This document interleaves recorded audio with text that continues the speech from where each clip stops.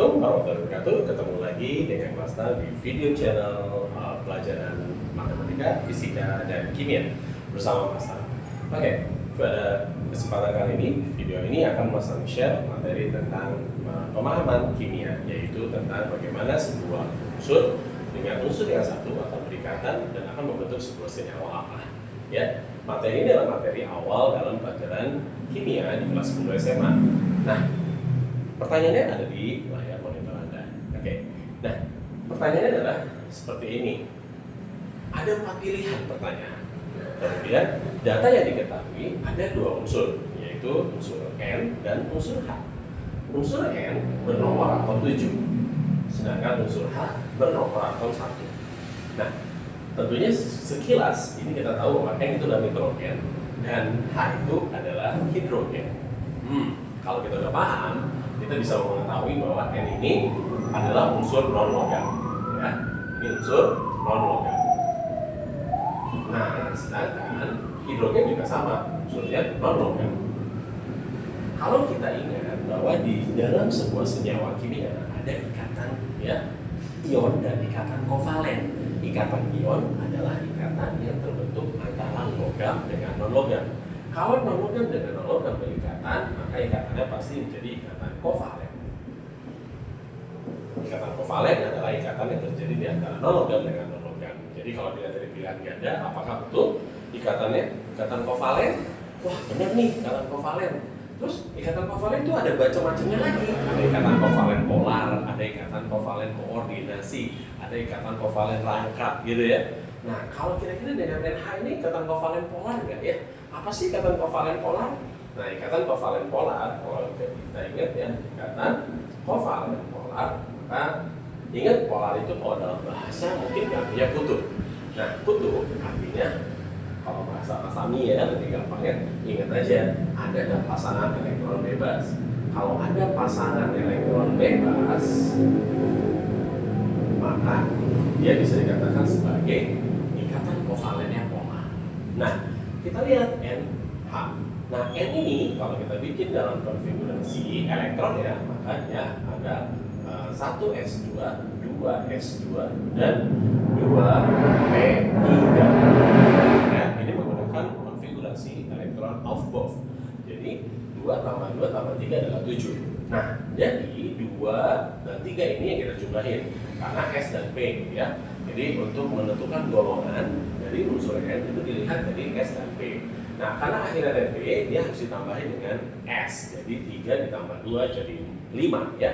Maka N ini menunjukkan posisi ada 5 elektron pada kulit paling luar. Nah, untuk menjadi gas mulia, maka nitrogen ini harus dilengkapi 3 elektron lainnya supaya dia jadi 8.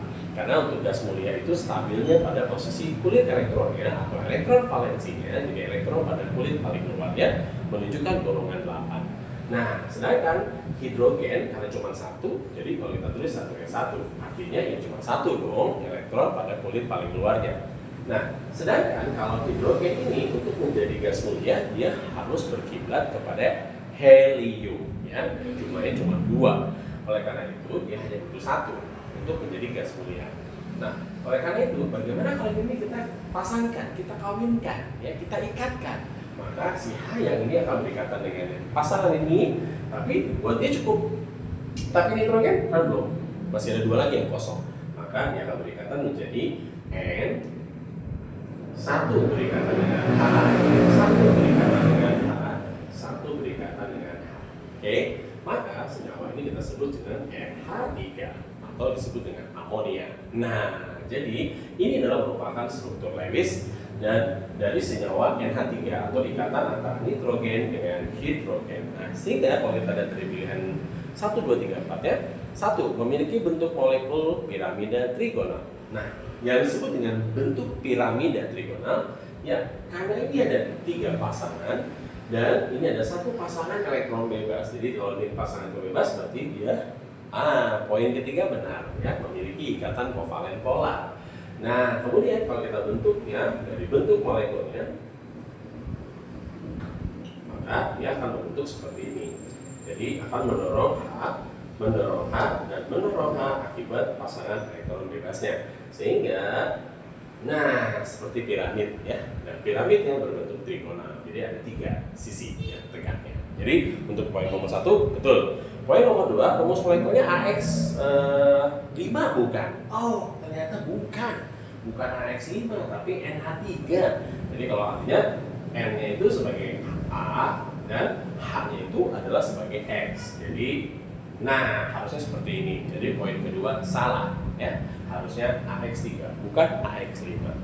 Kemudian 4, tidak memiliki pasangan elektron bebas pada atom pusatnya. Nah, ini kelihatannya ada pasangan elektron bebas.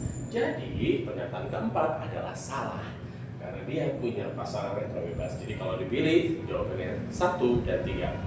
Semoga bermanfaat dari penjelasan tentang materi kimia buat sahabat-sahabat master yang terutama masih kelas 10 atau yang kelas 12 akan menghadapi ujian kelulusan. Sekali lagi, semoga bermanfaat dan selamat menyimak dan mempelajari dan dipahami video dari master. Sampai ketemu di video berikutnya. Sukses terus dan jika ada yang bertanyakan silahkan WA ke master. Insya Allah saya akan coba. Assalamualaikum warahmatullahi wabarakatuh.